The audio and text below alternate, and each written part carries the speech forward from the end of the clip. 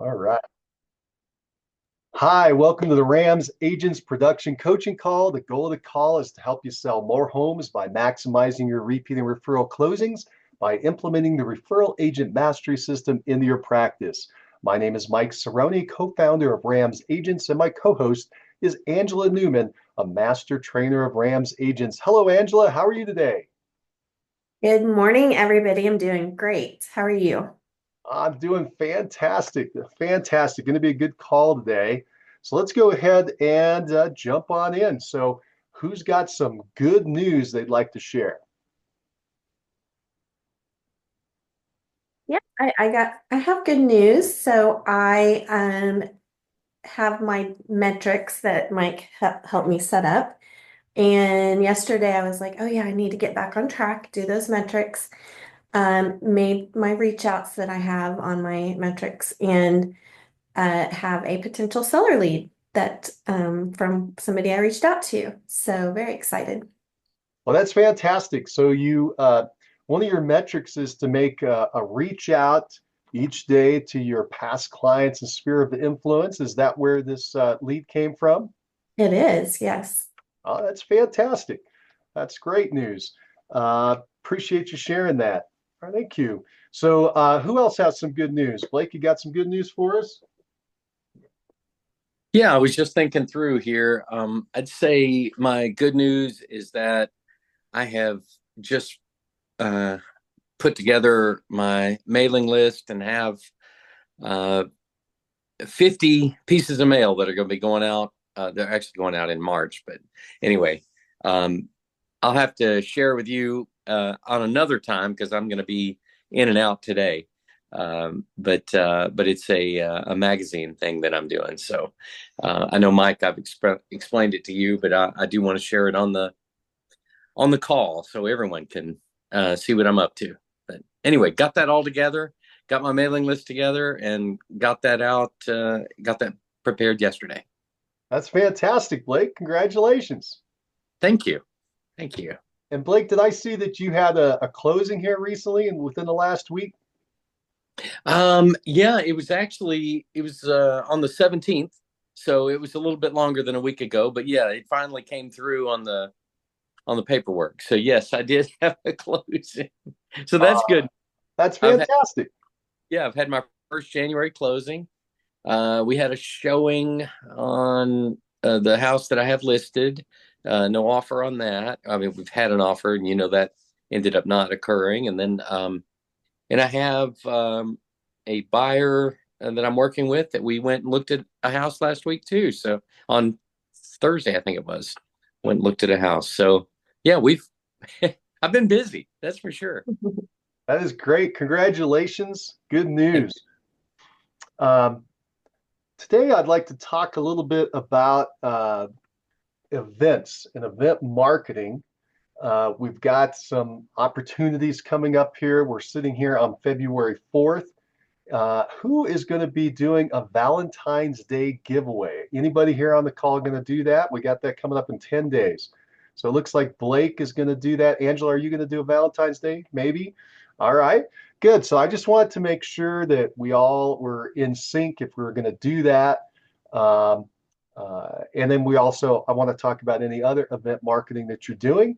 But let's go ahead and first of all, let me just open it up what I'll do is I'll just show real quick what the marketing is. But before I do that, do you all have any questions about the Valentine's Day giveaway? Like if you run into any challenges or anything you want to do a little different this year, et cetera. Anything along those lines that we should address first before I kind of give us the basic information.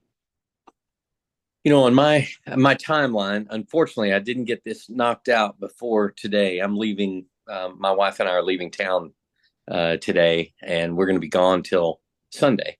And so I am. I didn't get any mailers out that I wanted to put out direct mail on this. However, I I am going to basically launch it on Valentine's week, is what I'm saying. I'm going to start Monday with asking people to sign up, and I'm wondering if I should actually do the drawing on Valentine's Day on the 14th, or should I wait until the 15th to do the drawing, which is Saturday of, a week from now. I'll be starting on Monday with my actual recruiting for the contest. I think that's enough time to do it effectively. I still do. Well, yeah. So Monday Yeah. is the 10th, Mhm. and then Friday is the 14th. That's Valentine's Day. I'm just looking at the calendar to Yeah. help everybody out. And then the 15th is the Saturday. And so you're kind of wondering how you want to line up those days. Um, Yeah. we'll And the look draw. at we'll look in the way that we've set it up and recommended, but I believe what we typically do, and by the way, the answer is you can set up any way you want. So let's just start there. What I would recommend is having the applications come in through, the people that want to participate, allow them to sign up anytime through the 14th, since it is Valentine's Day. That is the promotion, that's the excitement, and then to do the drawing afterwards. And I say that because I don't believe you would have enough time to say do the drawing on Valentine's Day and make sure they get the gift card on Valentine's Day so they can go out and celebrate on Valentine's Day, because our giveaway is a romantic dinner for two. So it won't match their plans there. Now, if you wanted to do that, you could do the whole thing a week earlier and say, hey, I'm giving you this event so you have it for Valentine's Day. But I think it'll probably have more significance if you have the last day and you can do the big push on actually the day of Valentine's Day, so the 14th. What do you think of that, Blake? Yeah, I kind of, that's where I was heading with it. And I kind of just wanted to kick it around with you guys too. But I think that's perfectly fine to have the big push through Valentine's Day. Then you get Valentine's Day done, and it's still Valentine's weekend, so I can do the drawing. But yeah, there's no urgency to get the prize in their hand by the 14th. And I think instead I'm just on Valentine's Day, I'm still talking to people about, hey, I'm doing a drawing. So I'm good with that. I just wanted to see if you had any thoughts that made me think, oh, I need to do it differently. But that'll be good. What do you think, Angela? Yes, I think that there's no right or wrong way to do it for sure. And I had thought about, I had a jury duty last week, so I lost a whole week pretty much. I could only focus on really high priority items. But originally I had wanted to do it earlier to where I could give the gift card ahead of time, somebody could use it to take someone out to dinner for Valentine's Day or around Valentine's Day. But I do think a lot of people don't even want to go out to eat on Valentine's Day because it's so busy, and so that's just kind of exciting for them to participate in the drawing and be a part of it and then have that gift card to use whenever they want. So I think that that's perfectly fine. Cool. Cool. Yeah. And you've got an event you did last week. We're going to come back to that. So I want to talk about that and share that with everyone. But let me do this real fast. Let me just share some of the information on the Valentine's Day real quick. Let me share a screen. Let me share this too. Let's see, where's that? I want to do this. Yep. And there we go. All right. So, all right, let's show what we got. And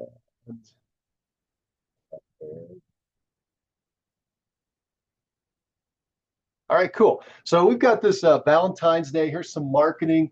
Just as a reminder, we put together this. This is what you would have if you followed the instructions in the quick start guide. We do this inside of our CRM, inside of Epic. It's Lofty. And this is basically the result. So this is a postcard where you've got this front line, front page, front of the card talking about what the event is and how to participate. You can modify it, of course, but this is just a quick template to get started.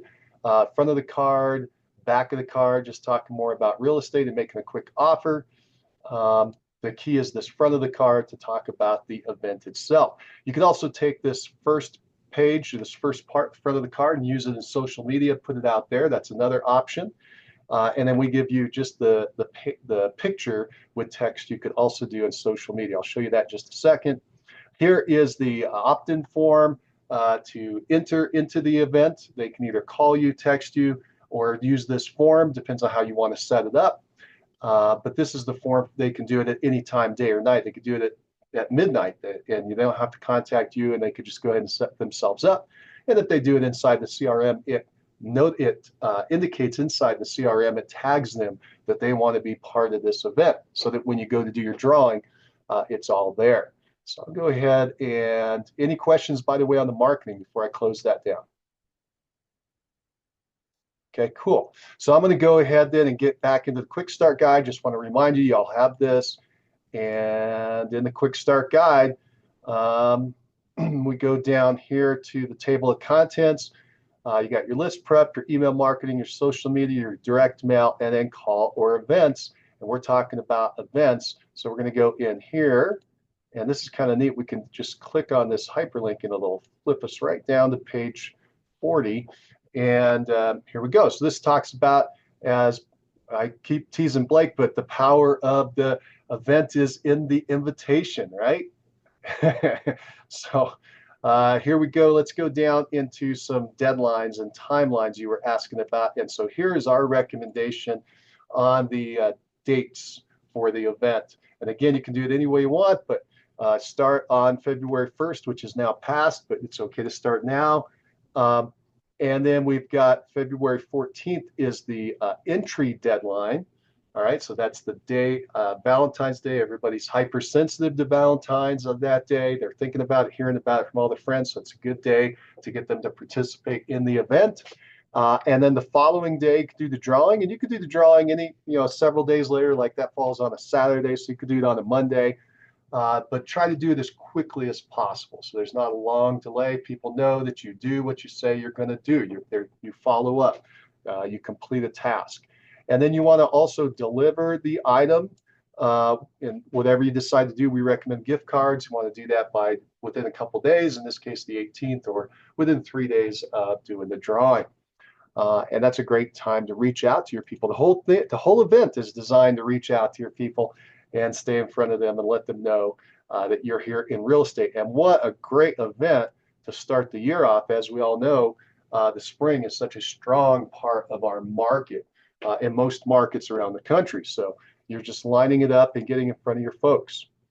All right, so that is the information. What else do I want to show you here? Let's see. You did your entry method. Again, got all the details because you can see it's a giant checklist with all the text you need. So like I just showed you that entry form, and here is the information that you would click and copy and paste if you had to create that form. Okay, it's all in this guide. Let's keep going. Wanted to show you a couple more quick things and we're going to X out of here. Winner selection, how you do the drawing. And you can do that will and names, which is pretty cool. And let's go down to winner notification, prize delivery. All right, it's all there. What I wanted to get into was the promotion of the giveaway. You know how you're going to have them register. We showed you that page. Here is the email invitation. All right, this is what I wanted to get down to, some of the marketing. So you have the template here. I just want you to know it's here and available for you. You don't have to create this all out of thin air and whole cloth. So you can just go ahead and copy and paste. And then after you copy and paste, do make sure you go back through and modify it to make sure it matches what you want to do. Do you want to give away the 3 gift cards, for instance? We recommend 3 gift cards, $100 for first place, $50 for second, $25 for third. You got 3 winners, 3 happy people. It cost you $175. But you could modify that. You could do $10, $5, and $2, or $1,000. I don't recommend it, but $1,000, $500, or $250 if you're in a real high-end market, maybe. You can modify this or just do one prize, like one grand prize, or you could do $10 gift cards. You could do anything. You can make it any way you want to do it, but this will give you the format. We recommend Olive Garden restaurant only because it's a national chain and you get a card very easily that you can give out, but you could do a local restaurant or any other restaurant. Make sure that you go through and modify it because you want to enter your agent name and your agent phone number and where your website is for them to register, right? And the deadline for the event and the deadline time and the drawing date, all the pertinent information. All right. So that's all. I just want to make sure you knew that was there. So that's for the email marketing. If you decide to send out emails, we got social media. And as I mentioned before, you could use just that picture that we created for the postcard at the front. And then you just have to create it once. You also could just pull up the picture, and I give you a link to where the picture is that you can download. And these pictures are coming from Pixel. So if you just go ahead and follow the Pixel rules, it's royalty free for these pictures. Um, and if you did social media, here again is text that you can just copy and paste in and modify for your situation. Okay. And then if you go down a little further in the manual, we've got the direct mail. If you decide to go through the postcard, just showed you a sample of a postcard. And if you need to create a postcard because you need the text for it, it's all right here, just all right there. Just copy and paste and you're off to the races. Okay. And what else do we have for the Valentine's Day giveaway? Let's see. I think we got one tier. Here you can do calls or events. We have a script for you that you can use either if you're calling or you're texting. And just want to make sure you knew again that it was there. It's already designed. You just call up your folks and say hello. And you don't have to use this, but if you do, great. It's already there. You know, if you like scripts, perfect. And if not, just do it the way you feel most comfortable. All right, so that's the holiday that's coming up, the Valentine's Day giveaway event. Any questions on it?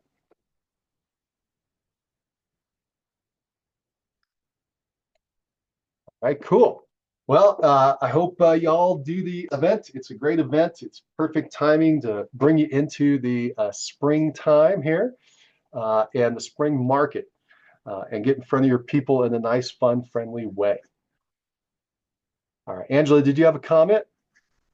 I do. So, because I am running short of time, one thing that I was kind of playing around with, I've done this event before in person, not necessarily tied to Valentine's Day, but just in person. I love you latte, and a lot of agents have done that before.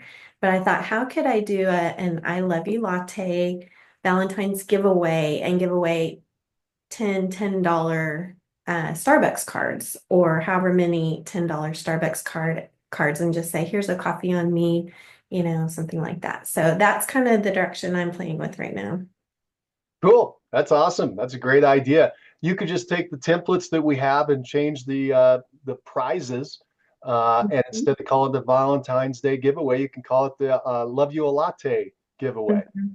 right? That's what I love about the templates. Last year I ended up doing a St. Patrick's Day giveaway instead of a Valentine's, but I used the templates, the same format, the same process. So yeah, it works. Yeah, just remember the whole key of doing the event is not the event. The event is fun, it's interesting, but it's really just to get in front of your people in a fun and friendly, easy way. It's easy way to get in front of them and create a little excitement and remind them that you're in real estate. Remember, you want to stay top of mind for when they start thinking about real estate, which for most people is going to start right now, right? Most people has a New Year's resolution and moving into the spring, and they get spring fever and all kinds of stuff are starting to happen and you want to be in front of them and be part of their plans as they're putting that together. Much easier to come in at this point of their thought process and their cycle than to wait until the day they're ready to list their house or the day that they're ready to go buy something. You're probably too late to the game. So good. All right, let's do this. I'd like to switch gears then, and I'd like to ask Angela about an event that she just put on last week. Angela, could you tell us about the event? Sure. So last week on Wednesday night, I did a Zoom home buyer workshop. Because last week was crazy with jury duty again and just a lot of things going on, and I had been sick and getting better. We did the event. We didn't have anyone show up. I did promote it a little bit, but I did not promote it like I would have, but that's okay. The lender and I that I partnered with, we talked about it and we said this will actually be a great practice run, and then we can record it and make it better for the next time. So what's really exciting is I have done these before with other lenders and then also solo in person and on Zoom. But I changed up my presentation this time, and I really, really like the direction that it's going in. And the lender, we just clicked and the presentation went really well. So we're excited to continue to do these. That's great. So there's definitely some lessons there. So you put this event together. It's going to be an online webinar. It's going to be a seminar format to educate people on how to buy a home. It was the first time home buyers? No, so it was, I can show you the graphic, but it was geared toward any buyer. So the programs that we were talking about, there's a program for investors. There's a program for people if they are wanting to do a rehab on a property. And there's a program for first-time buyers for an $8,000 credit when they can go towards their closing costs or a rate buy down. Excellent. Well, first of all, I want to just say I think it's awesome that you were flexible because these things happen where you try to put on an event in this case and nobody shows up. And you flipped it around. Luckily you and your lender that were putting on the event decided, hey, we'll make it a dry run, a practice run, and see if it flies, rather than just closing the whole thing down, say, oh, well, this doesn't work, and leave it alone. So if this turns out to be a giant win down the road, I want you to remember that this origin story of nobody even showed up the first time. and, and then, 3 years from now, you got 300 people showing up every time. I don't know. We don't know what's going to happen. But this shows persistence as well. We'll see what you end up doing with it. And again, if it decides to be a good program. Let me kind of break into some questions about the promotion of the event, because you said nobody showed up. So where were you promoting it, and who were you promoting it to? Sure. So I promoted it on Eventbrite, and that was the main page where I have signups. People could go in and sign up. And then I also put it on Facebook events and linked that to the Eventbrite sign up. But what I've done in the past, of course, I started promoting it a lot earlier. And I also would put a little bit of money towards ads as well. And then also I would promote it to people, leads, potential leads, my sphere. I would promote it to those people. I did not do that at all. And again, when I started running out of time, I told the lender, I said, this is really going to just help me get all of the graphics completed, the presentation done. This is like me having a deadline. I have the Eventbrite event now that I can copy for the next time, and just so everything's in place, and I can expand on it the next time. Yeah, it was a rehearsal, or like a play rehearsal. So I got a bunch of different thoughts here I want to share, but on the promotion, it sounds like it really was not promoted, right? You had a place to have it signed up, and maybe somebody sees that. You have a place that an event, and maybe somebody sees that. And did the lender do any promotion that you're aware of to get people there? He did not. And again, I don't know how much experience he has with that, but we were running out of time, and we just kind of both agreed, okay, let me just get kind of a placeholder for all of this so that next time we'll be ready to go, Did you think that he wants to do it again? Definitely, yes. Okay. So, all right. So, on the idea of promotion, we won't have a lot to go with. So, because next time you'll actually do the promotion, and then you can do the feedback loop, right? So you did X and you got Y. That worked. I'm going to do more of that. You did X and you got nothing for Y. Well, I'm not going to do that again. I need to make a change. And you just kind of create a feedback loop, and you get better and better each and every time, learning by trial and error. The other thing that I just want to mention while we're on it, and then we'll go on to the next topic, but I want to mention that I really think you need to narrow the focus of the event to just one product or one concept or one result.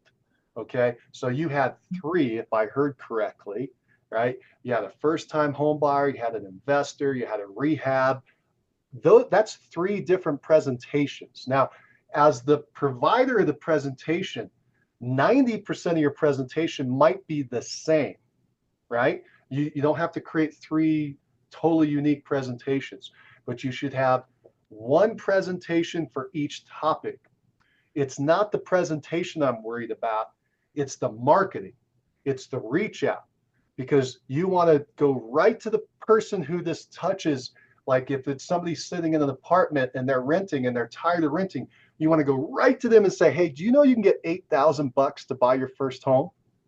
See, that's a nice narrowed in focus on the marketing. And when they show up, you're talking specifically about that to them. And they're like, oh my gosh, Angela is talking my language. I completely understand. She is talking to me.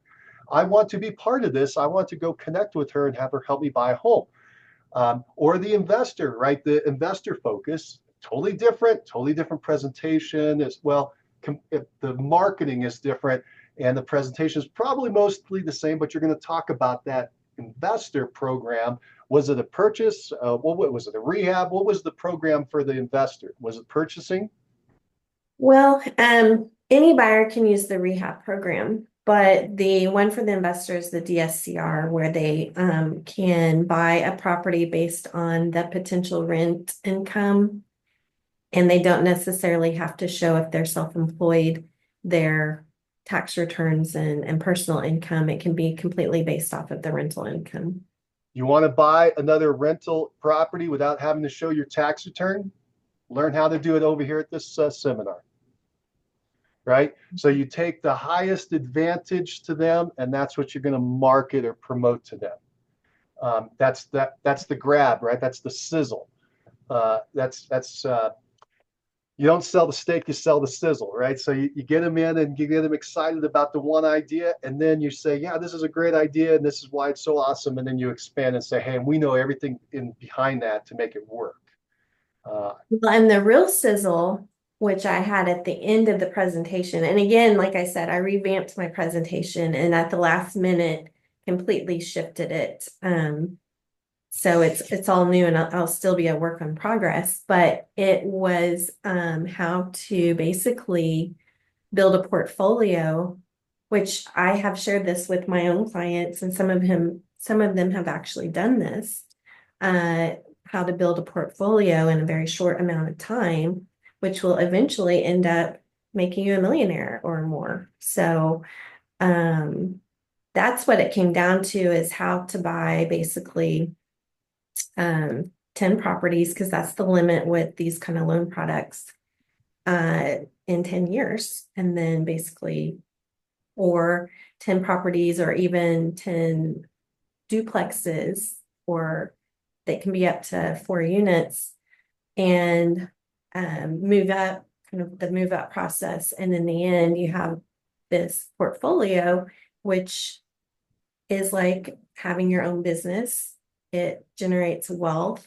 And so when I did the presentation, I went back to, even if this isn't your cup of tea and this isn't for everyone, even if you just bought one home.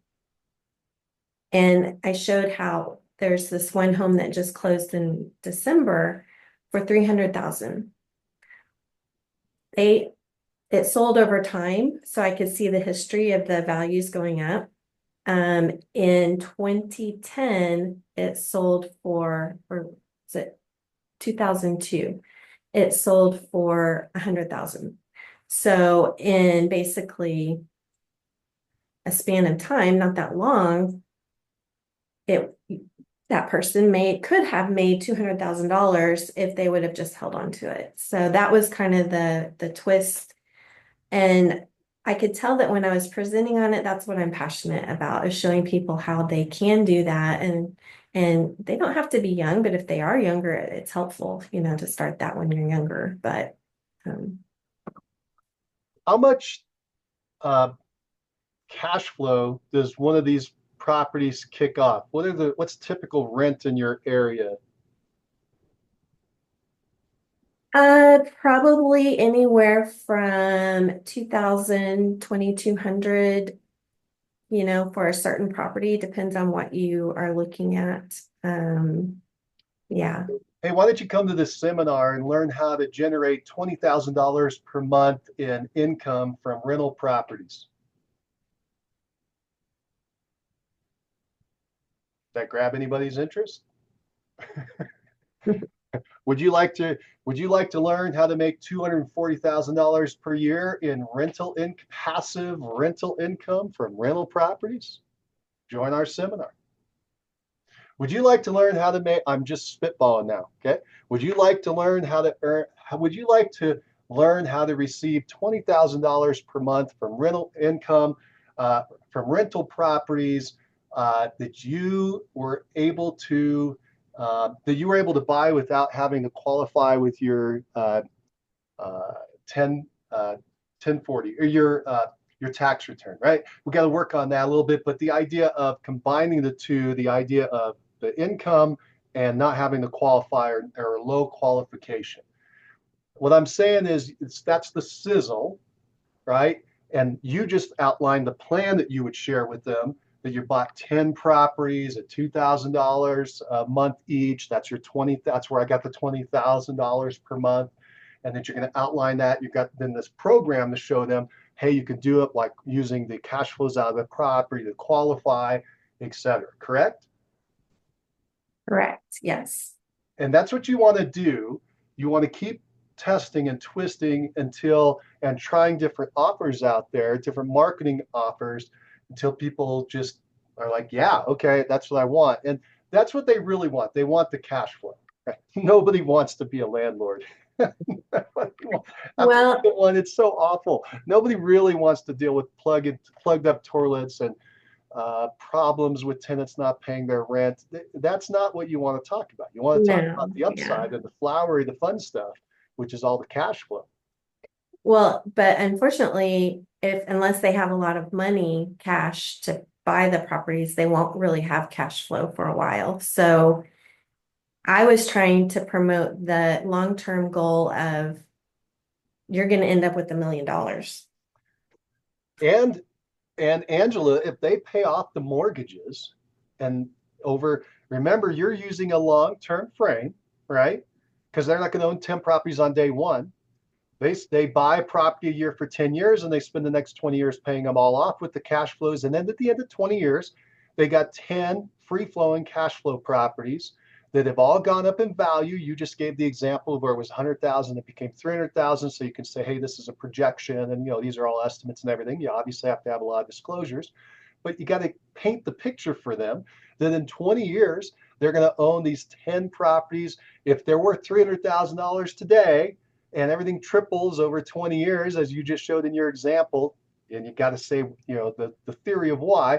But again, you got to get to the end, and then you're going to back into how it works. So the end of the game, they have, if you're going to triple from today, $6,000 in income per property on 10. That's $60,000 a month, and the properties went from 300,000 for each of those properties to triple is 900,000 for each of those properties, and you got 10 of them. So in the end, they would have trying to keep the math straight in my head, $60,000 a month in cash, in income and cash, right? In the revenues. Now, obviously, they have expenses. You can go through all that later. But that's fine. You're just doing the top idea. $60,000 a month coming in, $720,000 per year coming in cash flow. Plus, you got $9 million in property, and you didn't have to do full qualification to buy it. Do you want to learn how to do that? Boom. But you're going to talk about the end when you're doing the marketing. You're just going to talk about to learn how to get, because it's only one sentence, right? Or two sentences. Learn how to get $720,000 in annual income from your rental properties that you bought with no qualifications, and it will end up being worth $9 million down the line. Do you want to learn how to do that? Then let's chat. Yeah.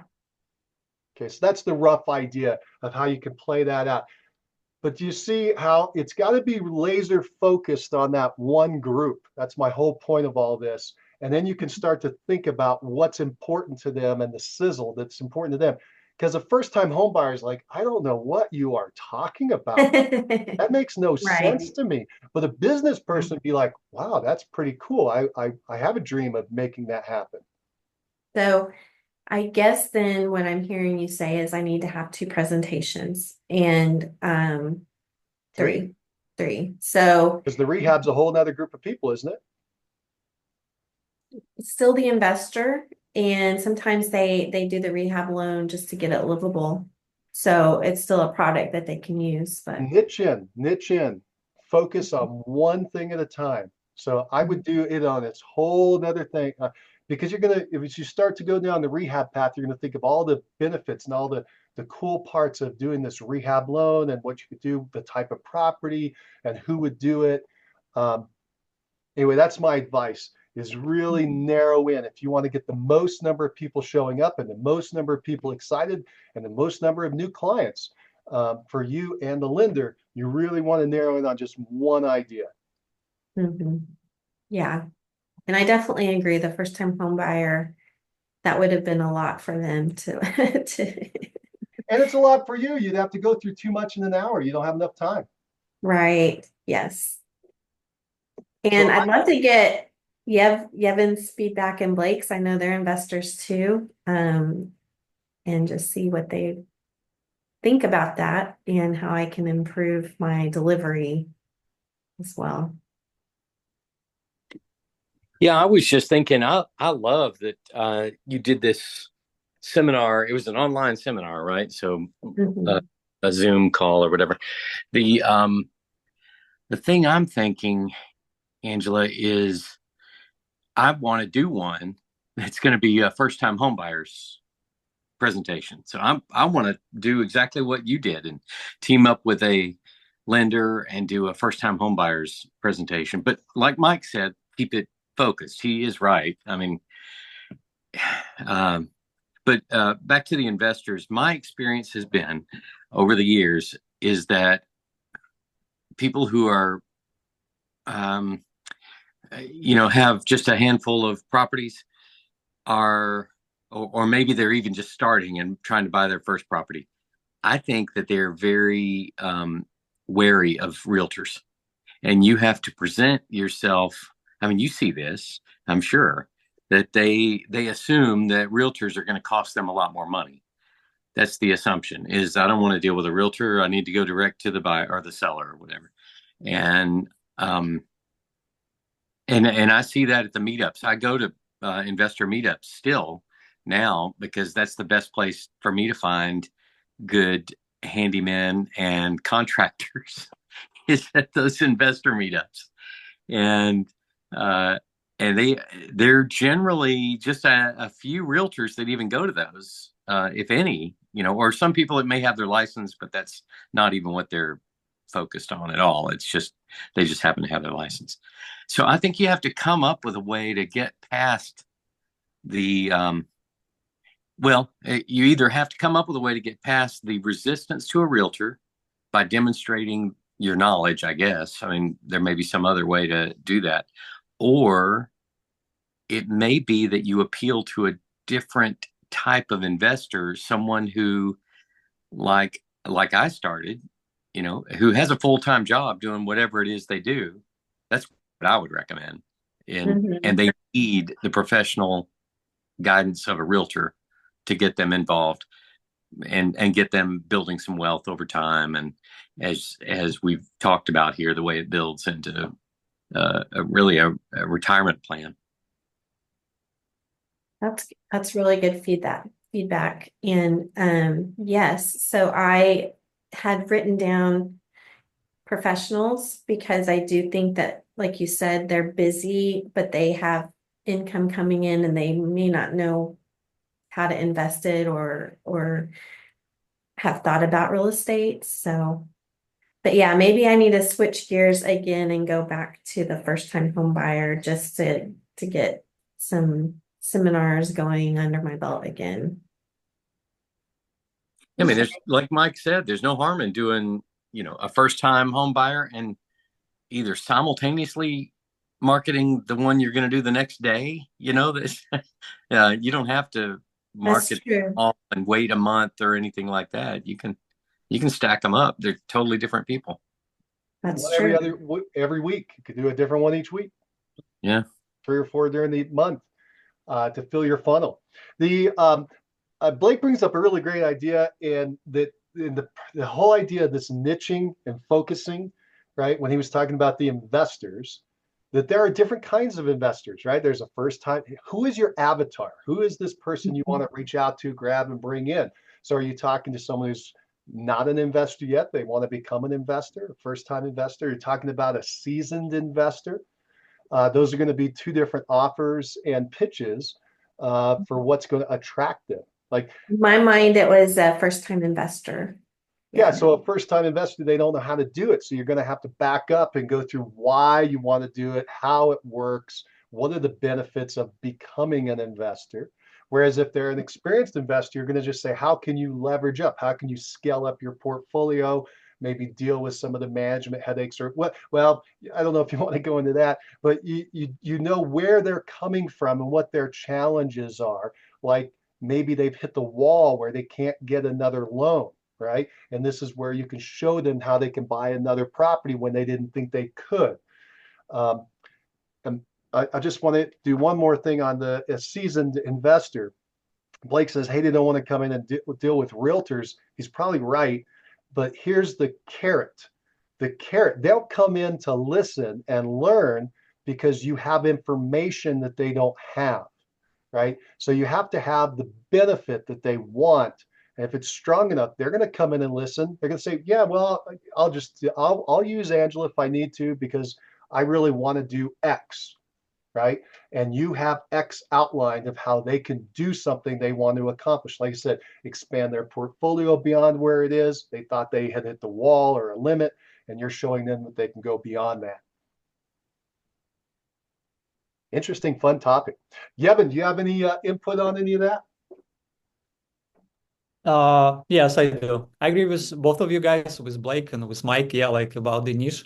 Yeah, in my experience, like you remember I told you like I did it like maybe 5 presentations, and I divided them. It was in person always. I didn't record any of them, and I split them. It's the same kind of like you just guys discussed. The first of all, it was like first home buyer presentation because I want to focus like on people who want to buy the first time, and I just kind of play with that to understand like what's they looking for, what's the question gonna be. Next one I made, it was like investments model kind of. I just give them like different kind of investments kind of strategy, whatever they can use. I put like you said, like rehab. I put like long term. I put like short term, like Airbnb, and multifamily, because it's like 4 main one which people kind of like try to play with. And after I understand like people, I mean, first home investors, I'm more interested, right? Because like Blake said, I agree as well. I attend so many like meetups, and seasoned investors, they don't want to work with realtors pretty much, right? They want to looking for by themselves.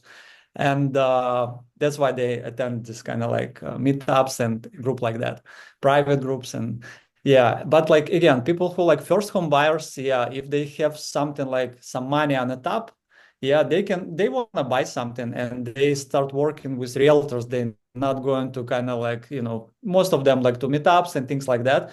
And my opinion, like people who attend the meetups, most of them, if you were start to, like speak about like their portfolio, they don't most content like me, maybe like 20% they have so many units. Other people, they just come in, just spending time, that's it.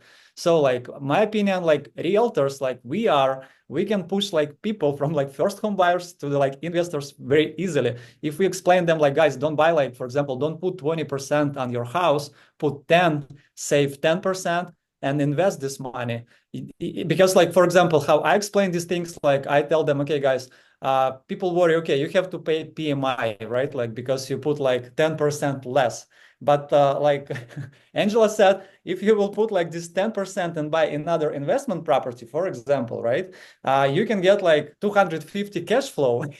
You can pay like PMI like 50, 60 bucks, maybe 100 bucks. But at the same time, in another bucket, if you put the same money, you can get like 250 cash flow. Plus you have deduct the taxes, insurance, HOA, like whole bunch of things, plus like appreciation. And always when I doing like investment kind of like this, class, I try to focus like either on cash flow or either on equity, and or like put them, like both together. Because some people, like for example, when they kind of like doing cash, when they doing like flip, yeah, or rehab, they focus like on what? They focus like on equity. So some of the people want to hear about equity, how it will, like the capital will grow. And other people, like again, like who just passive, they don't want to kind of be too risky. They want to buy something like long-term rental property, right? And they want to focus on cash flow. And in this case, like even like if we talk about investments, I'll be divided like these two category of people. For one who want to buy something like which is kind of will be build their kind of like portfolio in the future, or who want to like make money right away, who want to buy like fix and flip and sell it in the next 6 months and build the capital. And again, depends like on your examples. You can show them like two different models. In my opinion, like you, like realtor, you have to sell the model. You cannot sell them like, yeah, you best realtor, or like it's like the best model or things like that. You just show them the model, like Mike said, like just sell them niche, sell them the model. And if they will follow you, they want to buy with you because you know what you're talking about.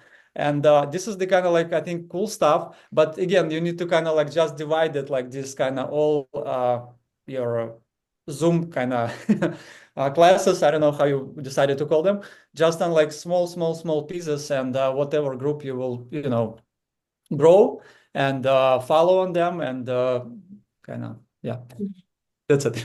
Yeah, no, that's fantastic. And I do have clients that are buy and fix and flip, and I have clients that are buy and hold, and then I have clients that are either, whatever is appropriate for that particular property. So do you recommend that there's separate classes, or to just briefly touch on each one of them, but maybe have a second I'll be session? going to different classes because, like, for example, who buy, most of the people who do flip, they don't want to keep on long term these properties. No, They just want to get like fast money. I want a money, and they're trying to invest in new project. People who like not so active, they just want to kind of, sit on their money, just kind of raise it slowly, but and this type like people, yeah, it's like different language, it's different, in my opinion, like different idea. You cannot push them to buy something, like in bad condition. They're looking for pretty much like something in good condition, which they kind of can do some updates because they don't have much time to do updates. And that's why it's kind of, again, different type of people. And you just explain them, okay, guys, we want to buy something like in pretty much like decent condition, and you can decide if we can rent it out for this amount of money and get like $100 cash flow, or we can like update the kitchen, update the bedroom, and rent it out and get like 250 cash flow. And again, I'm trying to understand like how much people have, like what's the idea and how much money they have. Because like if you understand they want to buy just only one unit, I mean, you play like they want to buy one unit. If they want to buy like 5, 10 units, like you just explained, yeah, to build like portfolio, and each unit will pay each year like another unit, and it's going to be like stairs, right? At this type, again, you just build them the model, okay, like how the step by step they can do it, right? And because it's like I'm doing the same thing. Like I just try to kind of push people to buy something at least, and understand if they want to play this game, to buy like next unit in the next year or like a 6 month. If yes, I will kind of like send them information, maybe some emails, things like that, and maybe they will start thinking more and more to buy something else.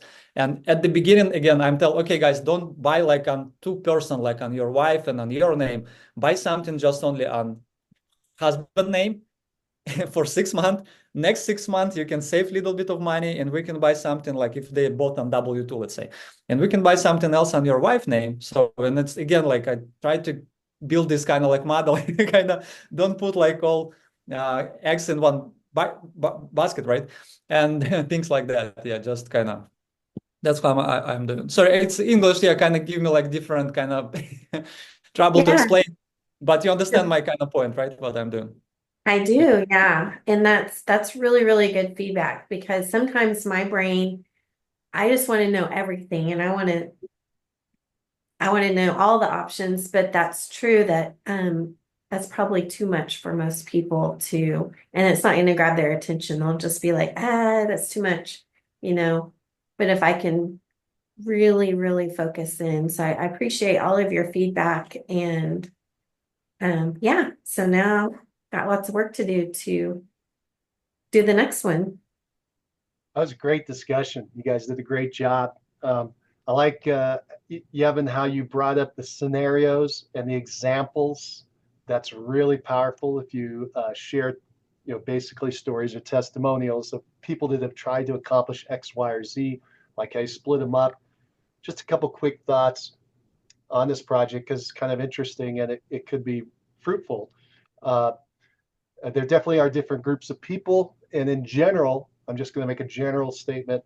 Somebody who's a flipper is probably really on a thin margin. They're probably the ones that don't want to use real estate agents. Whereas somebody who's doing long-term buy and hold, they're probably more open to using a real estate agent. And I'm going to take a step, just an idea that was hitting me as you all were talking. Is there somebody out there, the avatar idea, is there somebody out there who has good income, a lot of cash flow from their current work, their current business, their current work, but they want to invest in real estate on the side in addition to whatever investments they're making in maybe the stock market. And they want to have more like a turnkey portfolio. And maybe you can design something for them. Let me give you an example of what I'm talking about. Maybe you create a program where you go out to dentists. Dentists, I don't know if you're aware of this, they make really good income.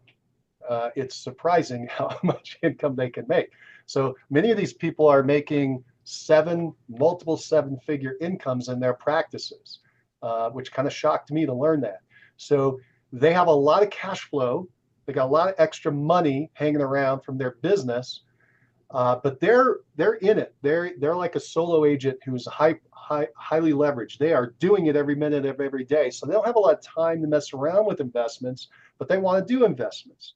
So you could go out to this group who has all this extra cash flow, great numbers on their tax return, and you could talk to them about how they could take some of that cash and invest it in rental property long term.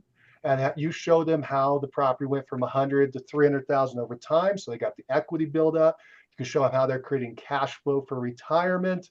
You could show them how they can have a write-off for all this high income that they're getting, right? We talk about the depreciation and the write-off. So you can have a tax professional come in. You got your lender coming in. You're giving. You start to narrow your entire focus around this dentist and their income, and you literally call it that. This is how dentists create wealth and cash flow through real estate, right? Wow, that is going to grab a dentist and exclude everybody else. And now you can talk about exactly the things that they're interested in and how they can benefit and leverage up through real estate. Maybe you bring in a property manager who will manage it for them over time, right? Or if that's something you do, you can manage it for them over time. But you understand how you're going after one little avatar, all of a sudden you're resolving their problem, their challenge. When they got all this, their problem is they got all this cash and cash flow and income, and they want to diversify. They want to get that out there and circulating and making some more money for them. So you could do that dentist, you could do it a doctor or a particular kind of doctor. Again, the narrower the niche, the better. I'll just wrap this up by saying I know a guy down in San Antonio who is doing this with a very successful chiropractor. And over a very short period of time, I'm going to say less than 10 years, That chiropractor ended up buying 8 properties from him, building up a portfolio, right? And every time he wanted to buy a new one, he'd come back to our guy. Because this guy was spending all his time building out his practice. He actually had a model where he was building out different offices. And his focus was in, how do I build out my chiropractic business? But I want to be a real estate investor too. And he took this agent and said, hey, you help me build out that side, right? Cool. What if you did that with 10 or 20 different chiropractors? Or in my example earlier, dentists. If you niche in and you talk their language and you know what their challenges are and their problems and what their goals are, and as a general group, that's a powerful niche. Now that is a niche. What do you think of that? Yes. So when you ask me who my avatar is, my avatar in my mind is the professional person, could be a doctor, dentist, orthodontist, lawyer, attorney, somebody that is very busy, but they have money to invest and they want to invest. And again, I appreciate your feedback that niching into it is a good thing. And so instead of just keeping it very vague, even professional is a very vague term. Yeah, narrowing it You down. could do that. You could have multiple niches. These are multiple funnels into remember your presentation is going to be basically the same, but it's the marketing that I'm concerned about. How are you going to get these people? How are you going to put butts in the seat? That's the old thing marketers talk about, like at a big event. So you want to reach out to these individuals. So professionals or entrepreneurs as a group, and we narrowed it down to medical, and then we narrowed it down to dentists. I mean, you could even narrow it down, I assume, even tighter than that. Orthodontists, you're really narrow into some kind of niche that talks to people and go, oh my gosh, Angela's talking to me, right?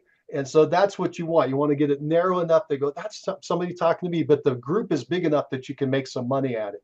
So, all right, well, we ate up some good time. Hopefully that gives you a lot of good thoughts to think about. I hope this today has been helpful in some way. We got 1 minute left. Does anybody have any burning questions that we didn't talk about you want an answer to? All right, let's do this. Let's go ahead then. We're going to wrap up our coaching call for production today. Thank you, everybody, for being here. And we'll go straight into our huddle. And that in our huddle, remember, we have 2 questions we ask you. Number 1, what is the number 1 thing you did yesterday to move your business forward? And number 2, what is the number 1 thing you're going to do today to move your business forward?